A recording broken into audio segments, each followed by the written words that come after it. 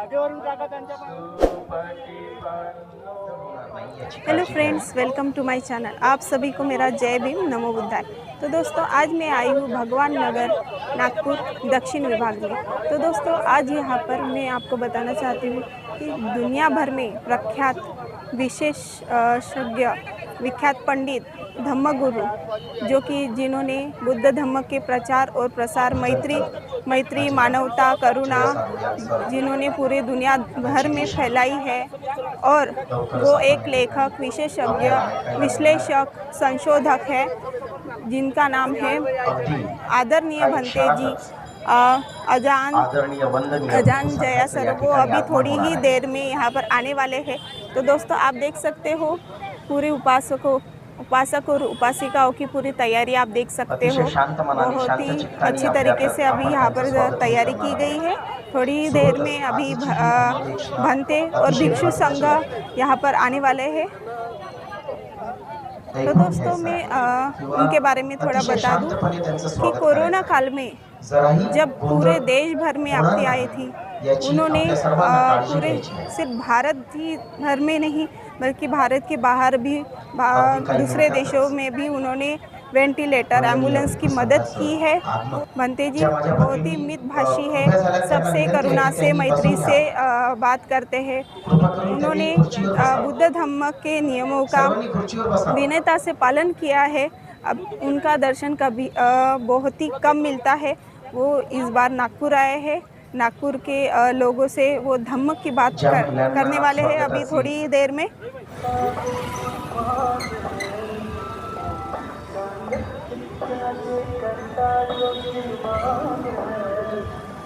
तो दोस्तों, आप देख रहे हैं यहाँ से ही भंते जी और भिक्षु संघ का यहाँ पर अभी स्वागत होने वाला है थोड़ी ही देर में। यहाँ पर समता सैनिक दल के बच्चों को सिखाया जा रहा है कि उनका स्वागत कैसे करना है। उनके टीचर सिखा रहे हैं उनको। तो दोस्तों, अभी थोड़ी देर में आप देख सकते हो यहाँ से उनका स्वागत होगा। फूलों के वर्षाव से यहाँ से उनका स्वागत होने वाला है। अभी थोड़ी ही देर में माननीय भंते जी अजान जयासरो यहाँ पर थोड़ी देर में आने वाले हैं। वाह, कितनी अच्छी यहाँ पर तैयारी की गई है दोस्तों। और लोगों की भीड़ भी काफ़ी बढ़ रही है। देखिए, लोगों की भीड़ के हिसाब से यहाँ पर तैयारी की गई है।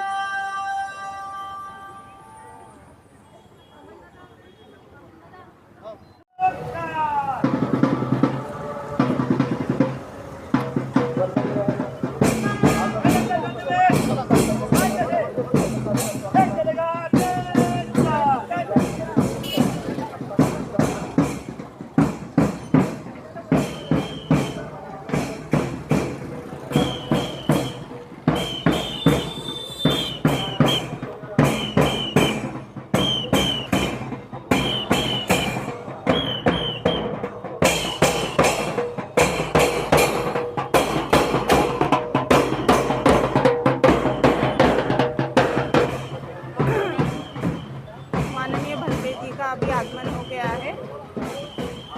अभी ये फ्रंट गेट पर जाएंगे। सभी भिक्षु संघ यहाँ पर मौजूद है, सभी कार में बैठे हैं। अभी सामने से उनका स्वागत होगा थोड़ी ही देर में।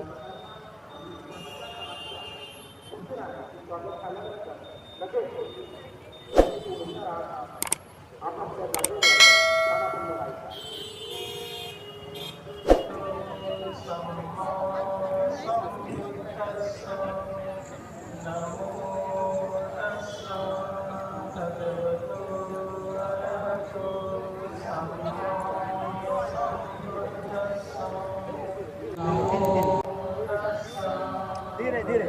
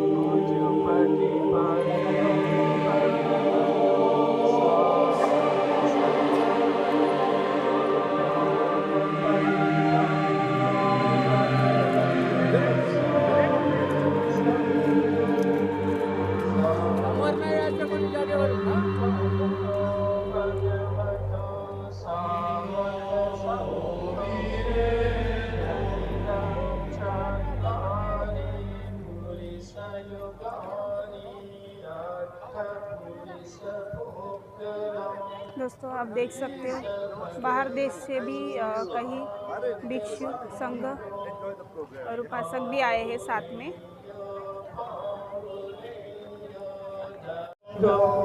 जाके उठा पटिपन्नो भगवतो सावक संघो सामीचि पटिपन्नो भगवतो सावक संघो यदिदं चत्तारि पुरिसयुगानि अट्ठपुरिसपुष्कलम् ईश भगवतो सावक संघो आहुनेयो पाहुनेयो दक्षिणेयो अंजलिकरणीयो अनुत्तरं पुण्यं कृतं लोकस्यापि संघं विदितपरि। और यहाँ पे जो है रेट जो सोफे लगे हैं वो थाई लोगों के लिए है, थाई मंक्स और जो आए हैं वॉलंटियर्स उनके लिए है। भिक्षु संघ की तरफ से भगवान बुद्ध तथा डॉक्टर अंबेडकर को अभिवादन किया जा रहा है।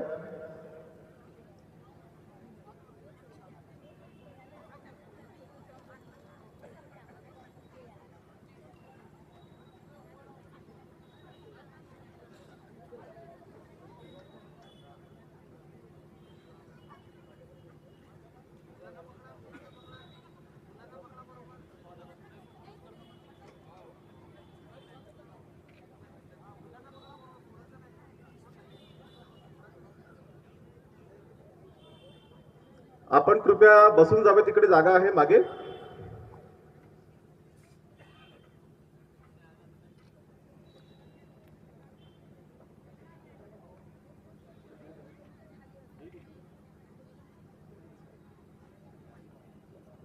Venerable Bhante Ajahn Jayasaro ji, kindly take your seat. Also Bhante सिंधुवन सा, टाइम बिंग आपको बैठना है, टाइम बिंग इधर रखे थे आने तक।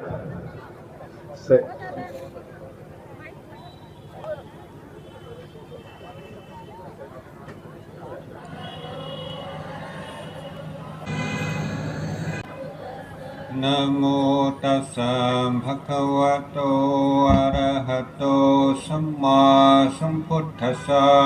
नमो तस्सा भगवतो अरहतो सम्मा सम्बुद्धस्सा।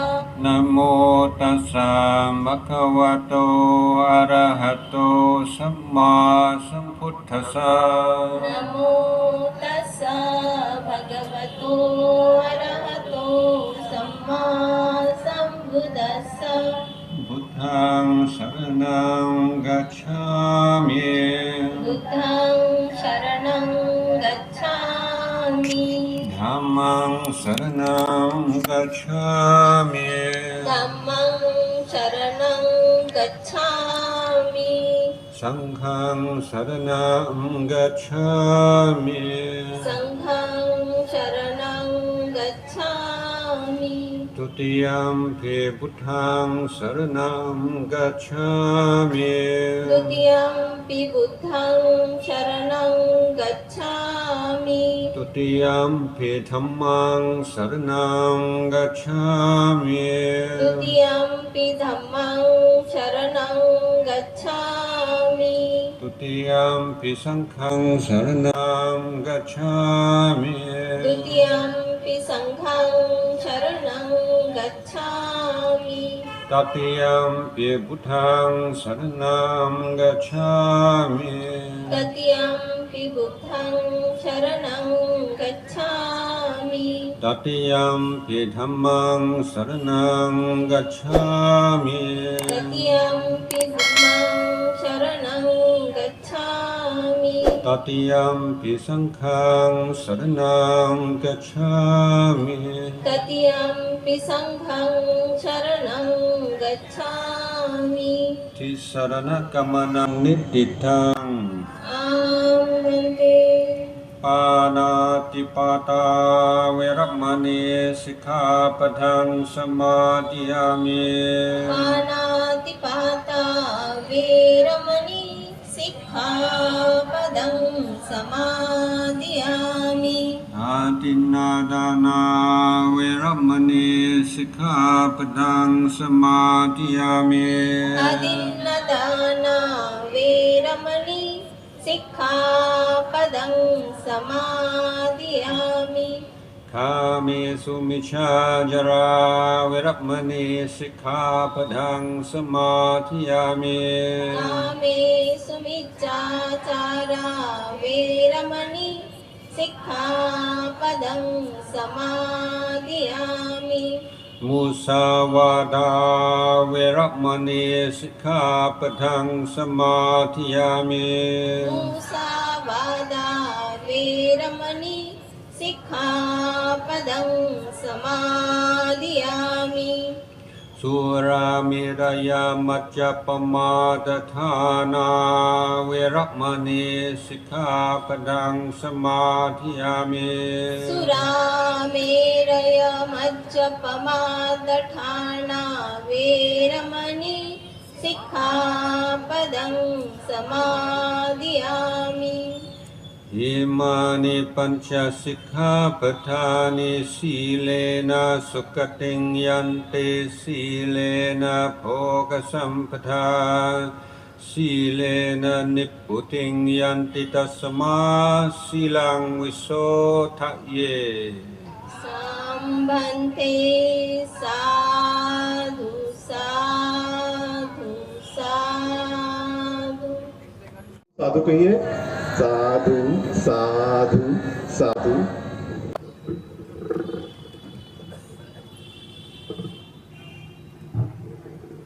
साधु साधु साधु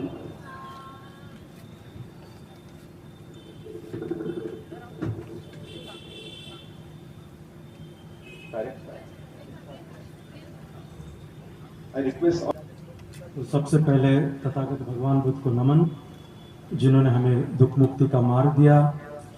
कृतज्ञता भिक्षु संघ का, जिन्होंने इस धर्म को सुरक्षित रखा और इसका प्रचार प्रसार किया। कृतज्ञता बोधिसत्व बाबा साहब अम्बेडकर का, जिन्होंने हमें सद्धर्म में दीक्षित किया और एक अच्छा संविधान दिया। यहाँ पर उपस्थित सभी आदरणीय भंतेगण, श्रद्धा बुद्धि संपन्न उपासक उपासिका, मुझे अपने अजान जायसरो भंते जी का परिचय देने के लिए कहा है। तो भंते अजान जायसरो जो मूल से वो ब्रिटेन के हैं, लेकिन थाईलैंड में उनकी प्रवज्जा हुई। वो स्वयं बताते हैं कि 17 साल की जब उम्र थी वो भारत आए थे और 1 साल यहाँ पर रहे, लेकिन उनको वो वातावरण नहीं मिला जिससे वो प्रवज्जित हो सके। तो इसलिए वो वापस अपने ब्रिटेन चले गए और फिर 20 साल की उम्र में वो थाईलैंड गए और वहाँ पर प्रवज्जित हुए। तो प्रवज्जित होकर उनको अभी इस आरण्य की जो परंपरा है अजान शाह की, तो वहाँ पर वो लगभग 45 साल से ये इस मार्ग पर चल रहे हैं। और अजान जायसरो बहुत ही जाने माने अंतर्राष्ट्रीय इनका बहुत लोगों को परिचय है। खास करके कोरोना के दौरान भत्ते जी ने यहाँ भारतीयों के लिए कई एम्बुलेंस, ऑक्सीजन कॉन्सन्ट्रेटर्स इस तरह से मदद की। भंते जी वैसे भी बहुत सारे चैरिटी के काम करते रहते हैं। जब जब मौका मिलता है तो वो आपदा के समय में किसी भेदभाव के लोगों की मदद करते रहते हैं। तो ये छोटा सा एक परिचय भंते जी के बारे में। So now Bhante ji, introduction.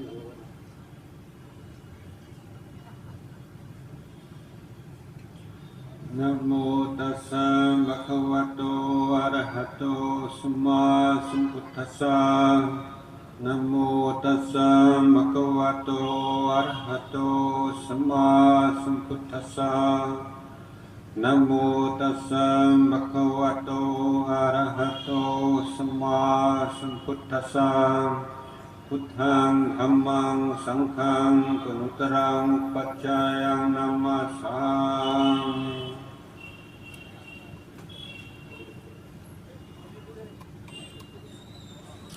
I feel very happy to be able to return to Nagpur for a second year and to be given the opportunity to give a gift, dana, Dhamma dana, to the Buddhist community of Nagpur this evening. मुझे इस बात की खुशी है कि मैं दोबारा दूसरी बार यहाँ नागपुर में आया हूँ आप लोगों को धम्म दान देने के लिए।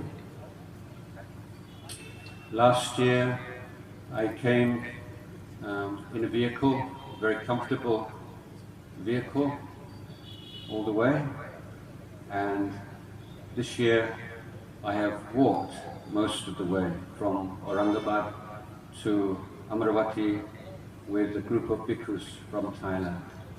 पिछले साल जब मैं आया था तो मैं आरामदेह गाड़ी में सफ़र कर रहा था यहाँ भारत में, लेकिन इस बार जब मैं आया तो औरंगाबाद से लेकर अमरावती तक हमने पैदल चला है, धुतंग चारिका की है। We walked through the small villages in the countryside, along the minor roads, avoiding the highways. हम लोग मुख्य मार्ग छोड़कर जो गांव के गलियारों से उस तरह से होते हुए हम इस बार चारिका की है। Last year, when I came in a vehicle, we were driving along the highway towards Akola. पिछली बार जब हम आए थे तो हम लोग कार से जा रहे थे अकोला तक। As we passed a gas station, could see many villagers standing by the side of the road, waving Buddhist flags. तो हम लोग जब वहाँ पर जो पेट्रोल बंक है गैस स्टेशन वहाँ से जा रहे थे तो हमने देखा कि रास्ते में बहुत लोग बहुत झंडा लेकर बड़ी श्रद्धा से वहाँ पर खड़े हुए थे। So I insisted that we stop. तो मैंने ड्राइवर से कहा कि हमको यहाँ रुकना चाहिए। And we got down from the vehicle, and the lay people invited us to the gas station where they had prepared mats and chairs. तो मैं वहाँ पर जब उतरा तो उन लोगों ने हमको वहाँ पर गैस स्टेशन में बुलाया जहाँ पर कुछ तैयारी की हुई थी चेयर की और पंडाल की। When we sat down, they requested the 5 precepts. जब हम बैठे तो उन्होंने हमसे पंचशील की याचना की And asked to listen to a Dhamma discourse. और वो चाहते थे धम्म देशना सुनने के लिए। I have given 5 precepts in many different places. मैंने पंचशील बहुत अलग अलग जगह पर लोगों को दिया है, From rice fields to royal palaces. खेतों से लेकर हर जगह पर मैंने पंचशील दिया है। But this was the first time I gave 5 precepts in a gas station. लेकिन ये पहली बार था कि मैंने एक गैस स्टेशन में पंचशील दिया। The villagers had a relative in our group who had informed them that we would be passing along that road. तो हमारे समूह में एक व्यक्ति था जो उस गांव And they had been waiting for 3 or 4 hours for us to pass by. और इसलिए वो लगातार 3-4 घंटों से हमारा रास्ते पर इंतजार कर रहे थे। It really impressed me to see their faith and enthusiasm for Dhamma. तो उनकी श्रद्धा और उत्साह देखकर मैं बहुत ही प्रभावित हुआ। And I realized that there are so many villages away, living far from the cities, who rarely have the opportunity to see bhikkhus, to ask for precepts, or to receive teachings. तो मैंने देखा कि शहरों से दूर गाँव में दूर दराज इलाकों में वो लोग रहते हैं और वहाँ पर बहुत ही कम ही उनको भिक्षुओं का दर्शन होता है या कृष्ण पर पंचशील लेने का याचना करने का मौका मिलता है। So that is why this year I determined to walk through the countryside and visit the Buddhists of the countryside. तो इसलिए मैंने निर्णय लिया था कि इस बार मैं जो है वो दूर दराज के इलाकों से, गांव से होकर मैं चारिका करूंगा। So walking in this way is continuing a tradition that began at the time of the Lord Buddha himself. तो ये जो चारिका की परंपरा है ये बुद्ध के समय से चली आ रही है। The Lord Buddha sent the arahants off in different directions. He said, each one of you go a different direction. भगवान बुद्ध ने अपने भिक्षुओं से कहा था कि जो सभी अरहंत थे, 60 अरहंत पहले, उनको कहा था कि हर कोई अलग अलग दिशा में जाए, दो एक साथ न जाए, एक दिशा में जाए। And spread the Dhamma for the welfare and happiness of all beings. और धम्म का प्रचार करें बहुजन हिताय के लिए, बहुजन सुखाय के लिए। But he had one condition. लेकिन उनका एक नियम था That the monks could only teach people who wanted to be taught, who asked to be taught or requested to be taught. वो नियम ये था कि भिक्षु उनको ही धम्म देना देंगे जब उनसे लोग याचना करेंगे, पूछेंगे, तभी धम्म देना चाहिए। The Buddha wanted us as Buddhists, as Buddhist monks, to respect all religions and not try to force our religion on anyone else. Buddha चाहते थे कि हम लोग बौद्ध होने के नाते दूसरों के धर्म को भी सम्मान देना चाहिए, अपना धर्म लोगों पर जबरदस्ती थोपना नहीं चाहिए।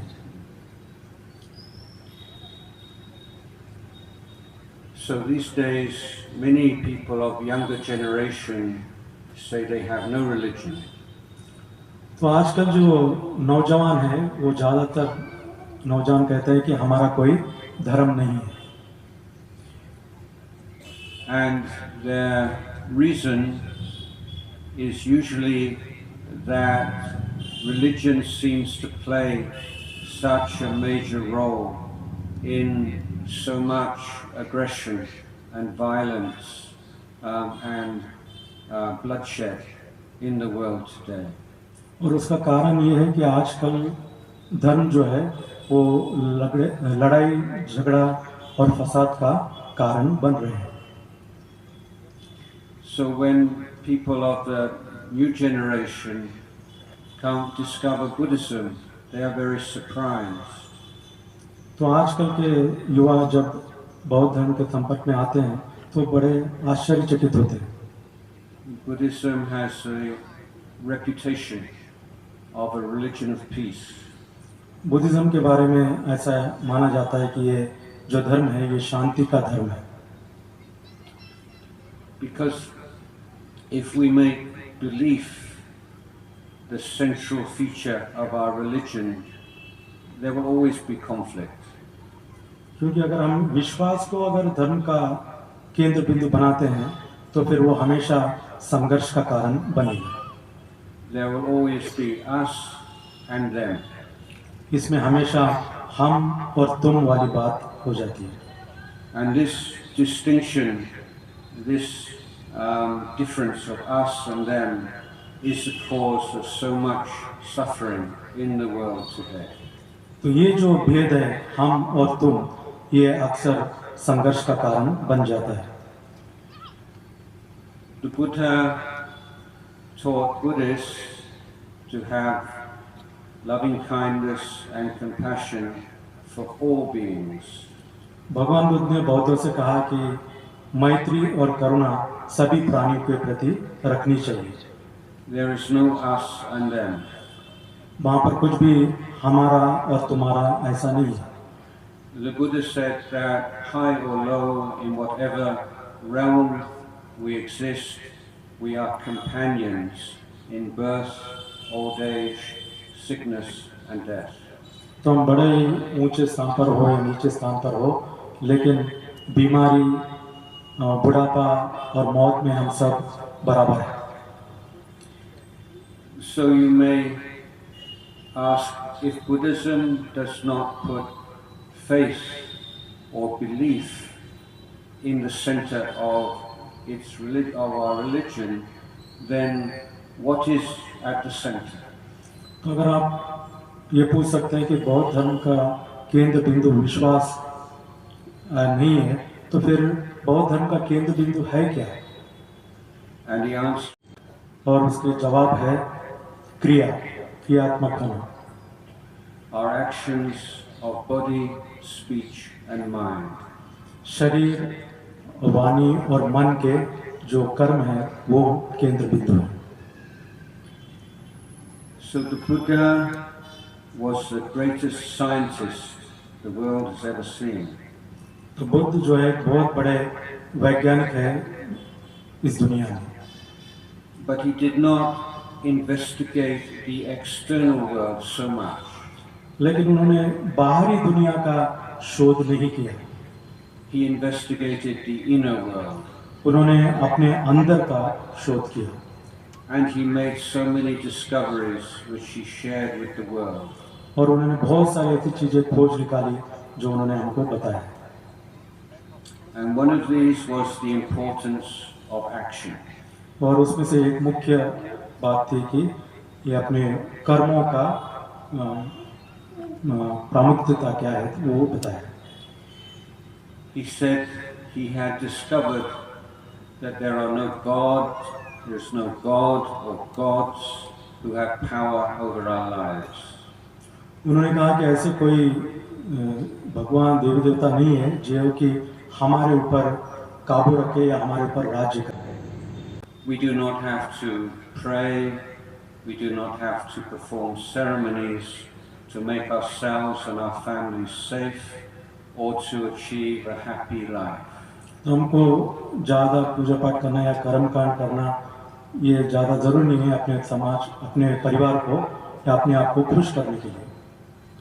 This was the revolutionary discovery of the Lord Buddha. ये एक बड़ी क्रांतिकारी खोज थी भगवान बुद्ध की। Everything lies within us. सब कुछ अपने अंदर है। We have within us this ability to abandon the unwholesome, develop the wholesome, and purify our minds. हमारे अंदर ये काबिलियत है कि हम अकुशलता को दूर करें, कुशलता को संपादन करें और अपने मन को शुद्ध करें। But this potential can only be realized if we follow the Buddha's Eightfold Path. और ये जो हम तभी प्राप्त कर सकते हैं अगर हम जो है आर्य अष्टांगिक मार्ग पर चल सके। Because the Buddha was not only the great scientist, he was also the great educator. क्योंकि भगवान बुद्ध एक बहुत बड़े वैज्ञानिक ही नहीं थे बल्कि एक बहुत अच्छे शिक्षक भी थे। And the Eightfold Path is the greatest, most comprehensive, effective education system the world has ever seen. और ये जो आर्य अष्टांगिक मार्ग है ये बहुत ही क्रियात्मक, बहुत ही प्रभावशाली शिक्षा है।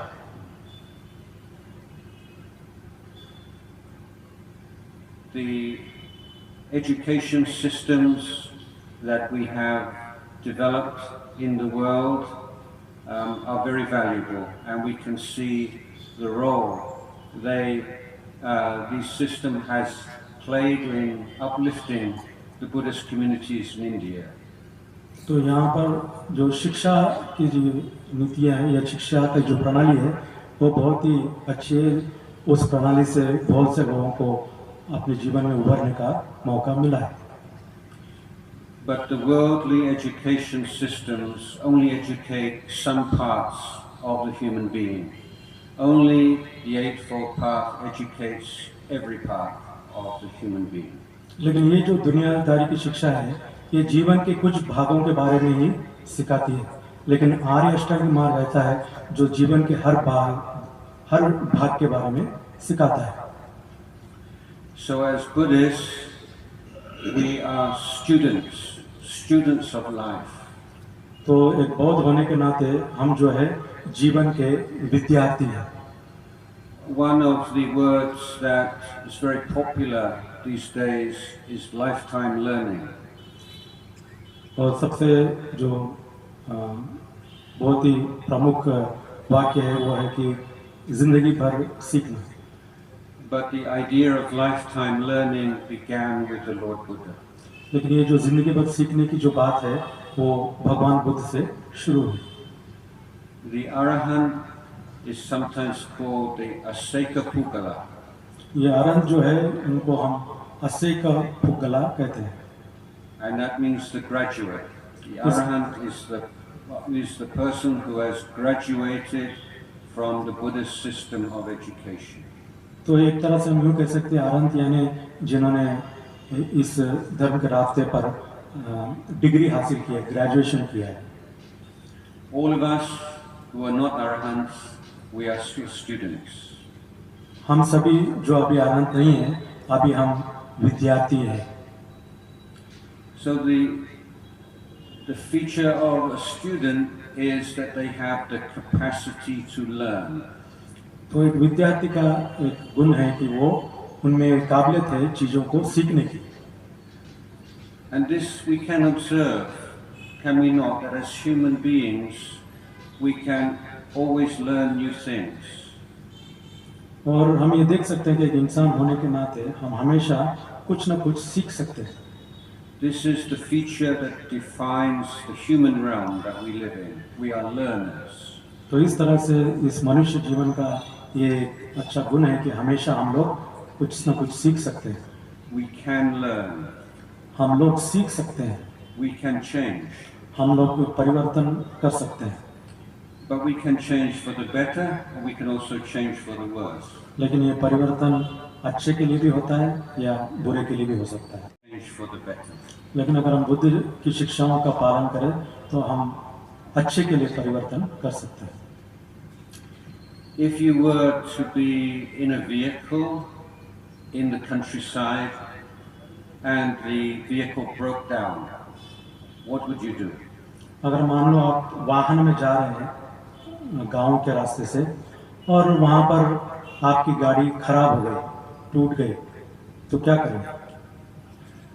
I think everybody would do the same thing, whether they are Buddhists or Christians or whatever religion, or people with no religion. They would look into the engine and say, what is the problem? How can we remedy it? तो मुझे लगता है कि सभी लोग, चाहे इस धर्म के हों या उस धर्म के, क्रिश्चियन हो, बौद्ध हो, जो भी हो, वो सब जो है एक ही ढंग से देखेंगे कि इंजन खोलकर कि इस इंजन में क्या खराबी है, किस कारण से ये रुका। No matter how religious a person is, they would not just sit in the car and pray for the car to run. और वो व्यक्ति भला ही कितना ही धार्मिक क्यों ना हो, वो गाड़ी में बैठकर ये प्रार्थना तो नहीं करता कि ये गाड़ी ठीक हो जाए। They would not perform a ceremony. वो लोग कोई कर्म कांड वहाँ पर नहीं करेंगे। They would look for the cause of the problem and try to remedy the cause. वो लोग वहाँ उस गाड़ी के रुकने का कारण ढूंढेंगे और उसको ठीक करने का प्रयत्न करेंगे। So everyone in the world agrees this is the best policy to pursue with regard to the material world outside us. तो ये एक आम तरीका है बाहर की दुनिया में समस्याओं को हल करने का। But the unique feature of Buddha Dhamma is that the Buddha says this same method, this very effective method, we can also use within us, within our heart and mind. लेकिन बुद्ध की शिक्षा की एक विशेषता है कि यही जो तरीका है, यानी जैसे गाड़ी टूट गई तो उसको कारण ढूंढना, उसी तरह से अपने अंदर भी झांक कर इसी तरह से हमको खोज करनी चाहिए। Because many people, most people who are very practical with the external world, when it comes to internal world, they have a whole different way of understanding what is happening. तो बाहरी दुनिया में तो वो इस तरह से कारण हेतु ढूंढने का काम करते हैं, लेकिन जब अंदर की बात आती है तो वो अलग है। They say, I am being punished, I am being tested, this is all part of a mysterious plan. तो जब ऐसे परेशानी आती है तो अपने अंदर झांकने की वजह लोग कहते हैं कि मैं परेशान हूँ, मुझे मेरी परीक्षा ली जा रही है, मुझे सताया जा रहा है, इस तरह से वो सोचते हैं। Or they say, this is my fate, वो समझते हैं कि ये ऐसी मेरी किस्मत है, my destiny. यही मेरा विधान है। The Buddha says no. The Buddha says there is a cause for our suffering and there is a remedy for this suffering. लेकिन बुद्ध कहते हैं ऐसा नहीं है, दुख का कारण भी है और उसका निवारण भी है। So we all have problems in life. तो हम सभी को कोई ना कोई समस्याएं हैं। Let me give you an example with this flower. मैं आपको इस फूल से एक उदाहरण देता हूँ। So imagine this flower is red hot charcoal. ऐसे मान लो थोड़ी देर के लिए कि ये जो फूल जो है, फूल नहीं, ये एक जलता हुआ कोयला है। So it is painful only on the area in which the charcoal is touching the skin. तो आपको उसी इलाके में दर्द महसूस होगा जहाँ पर ये जलता हुआ कोयला आपके चमड़ी से जुड़ा हुआ है, छू रहा है। But when most people experience pain, whether it's physical pain or mental pain, their reaction is like this. लेकिन जब लोगों को कोई शारीरिक या मानसिक दर्द होता है तो उनकी प्रतिक्रिया ऐसी होती है कि उस कोयले को इस तरह से मुट्ठी से पकड़ लेते हैं। So what is the result? तो इसका क्या परिणाम है? The area of pain increases from the small area in the middle to the whole hand. तो वो जो जितनी जगह थी जो जहाँ पर दर्द हो रहा था, अब वो जगह जो है बढ़ गया है, पूरा हाथ में दर्द होना शुरू हो जाता है। So with the Buddha's teaching, especially teaching on bhavana, then we learn how to unclench the hand. तो बुद्ध की जो शिक्षा है भावना ध्यान, वो हमें यही सिखाती है कि कैसे हमको उसको छोड़ना चाहिए। So it does not mean that there is no pain or no difficulty or no problem. तो इसका मतलब ये नहीं कि कोई समस्या नहीं, कोई दर्द नहीं है। There is, but only minimum amount, just where the hot coal is touching the hand. हाँ, दर्द तो है, लेकिन वो उतने ही इलाके में है जहाँ पर ये कोयला आपके चमड़ी को छू रहा है। So the Buddha teaches us that so much of our suffering is unnecessary. तो इसलिए बुद्ध कहते हैं कि जितना हम परेशान हैं वो ज़रूरत से ज़्यादा है, हम बेकार में ज़रूरत से ज़्यादा परेशान हैं। And through following his path, the Eightfold Path, through practicing dana and sila and pavana, we can eliminate all the unnecessary suffering.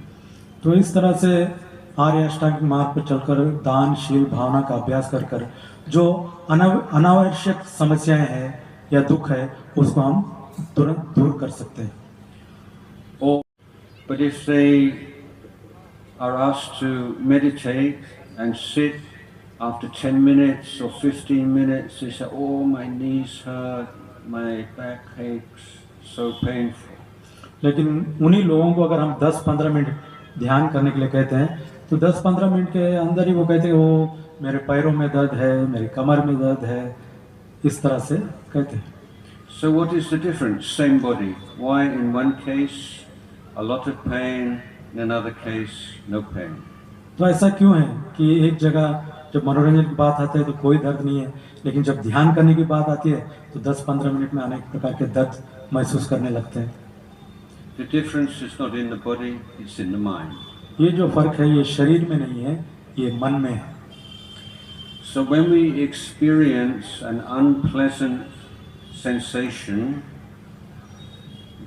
then the mind grabs onto it with the feeling, I don't want this bad feeling, go away. तो हमको जब कोई भी दर्द महसूस होता है, दुख महसूस होता है, तो हमारा मन तुरंत प्रतिक्रिया करता है और कहता है कि ये मुझे नहीं चाहिए। or there is fear, या डर उत्पन्न होता है, or there is worry. या बड़ा चिंतित हो जाता है.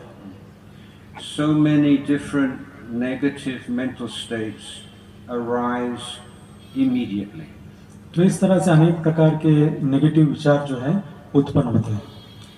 So when people talk about pain, usually they are talking about two things: pain and reaction to pain, mental reaction to pain.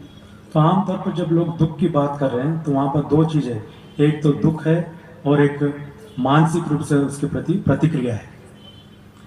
So if you develop mindfulness, you are able to separate pain from reaction to pain. तो अगर आप सजगता का, सती का अभ्यास करेंगे तो दर्द और मानसिक प्रतिक्रिया इसको आप अलग कर सकते हैं. And if you let go of reaction to pain, often the pain is not so bad. अगर आप ये दर्द के प्रति जो प्रतिक्रिया है उसको अगर छोड़ देते हैं, उसको अगर त्याग देते हैं, तो दर्द वास्तव में उतना दर्द नहीं रहता. So this is one of the wonderful life skills that the Buddha revealed to us. तो ये एक जीवन की बड़ी एक कुशलता है, कौशल्य है जो भगवान बुद्ध ने सिखाया है. Many philosophies and religions will tell you that you should be a good person. बहुत सारे धर्म, अनेक प्रकार की शिक्षाएं ये कहती हैं कि तुमको अच्छा व्यक्ति होना चाहिए. But when you say, yes, I would like to be a good person, but I am not a good person. लेकिन आप कह सकते हैं कि हाँ, मुझे अच्छा व्यक्ति बनना है, लेकिन मैं अच्छा व्यक्ति नहीं हूँ. What can I do in my daily life मैं रोजमर्रा की जिंदगी में क्या कर सकता हूँ to make myself a better person? जिससे कि मैं एक बेहतर इंसान बन सकूं. Here, almost all the religions and philosophies cannot give a clear answer. यहाँ पर बहुत सारे धर्म जो है वो सही जवाब नहीं दे पाते. The Lord Buddha gave us such a step-by-step, precise, detailed instruction in his education system. तो भगवान बुद्ध ने तो बड़े विस्तार से कदम कदम से स्टेप बाय स्टेप ये सारी बातें हमको समझाई हैं. So this is the reason, another reason why Buddhism is spreading amongst the educated people all around the world. और यही एक कारण है कि आज बौद्ध धर्म जो है शिक्षित लोगों में सारी दुनिया में फैल रहा है. It is a religion of peace. ये जो धर्म है ये शांति का धर्म है. It is a religion that puts wisdom at the center. ये ऐसा धर्म है जो प्रज्ञा को केंद्र बिंदु बनाता है. It is a religion that is practical. ये ऐसा एक धर्म है जो प्रैक्टिकल है. So the Buddha did not want us to believe too easily. भगवान बुद्ध चाहते थे कि हम आसानी से किसी भी चीज को मान न लें, विश्वास न कर लें. He said, if you believe anything too easily, it will lead to either superstition or fanaticism. अगर तुम ऐसे आसानी से किसी चीज को स्वीकार कर लेते हो तो या तो वो कर्म कांड में आपको ले जाएगा या आपको पाखंडी बना देगा. He said, take these teachings, listen to them, and take them away, and think about them, and look inside you and say, is this true? तो भगवान बुद्ध कहते हैं कि जो भी शिक्षा दी गई उसको सुनो, उसे स्वीकार करो, उसके ऊपर चिंतन मनन करो और देखो अपने अंदर कि क्या सही में ये परिणाम देता है. So many people would say, oh, that is disrespectful to the Lord Buddha. If he teaches something, you should believe it. तो कुछ लोग कहते हैं कि अरे भगवान बुद्ध कहते हैं तो उसके ऊपर विश्वास करना चाहिए, ऐसे क्यों उसका शोध करने की आवश्यकता है. But that's not the case. The Buddha says, if you listen, you think about the teaching, you apply and you see the result, then the faith that arises is a very strong faith. लेकिन भगवान बुद्ध कहते हैं कि जब आप किसी चीज़ को सुनते हो, उसे का चिंतन मनन करते हो और अपने अंदर झांक कर देखते हो, अनुभव से जानते हो, तो उसके बाद जो है आपका विश्वास बड़ा बलवान हो जाता है, आपकी श्रद्धा बलवान हो जाती है. Because if you have a faith that is only belief, there is always a shadow. तो अगर आप केवल श्रद्धा रखते हैं, विश्वास करते हैं ऐसे, तो वो एक खाली एक छाया की तरह है. And that shadow are all concerned with human life. तो बुद्ध की जो सारी शिक्षाएं हैं वो मनुष्य के जीवन से जुड़ी हुई शिक्षा है. So if the Buddha says you can abandon the unwholesome, then you look, have you ever abandoned something bad in your life? Have you ever had a bad habit and you just stopped for one reason or another?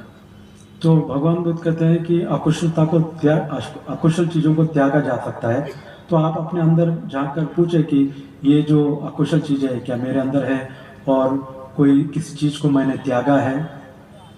I think everyone will say yes, some big things, some small things, but you only need one example of some bad habit you had in the past, which now you are free of. तो हाँ, आप ऐसे पूछेंगे तो आपका अनुभव में आएगा कि हाँ कुछ चीज़ों को त्यागा है, कुछ को नहीं, और खास करके एक आध ऐसी कोई बड़ी चीज़ है, गलत चीज़, जिसको मैंने त्याग दिया है. Because then you can ask yourself, if I can abandon that bad thing, then why can I not abandon all the other bad things? तो फिर आप सोच सकते हैं कि अगर उस बड़े गलत चीज़ को मैंने त्याग दिया, तो दूसरे गलत चीज़ को मैं क्यों नहीं त्याग सकता. And similarly, you can look at your life today and say, is there some good thing in your life today that you feel very proud of? तो इस तरह से आपके अंदर झांक कर देखना कि मेरी ज़िंदगी में कुछ अच्छी चीज़ है क्या जिसके कारण मैं गर्व कर सकूं.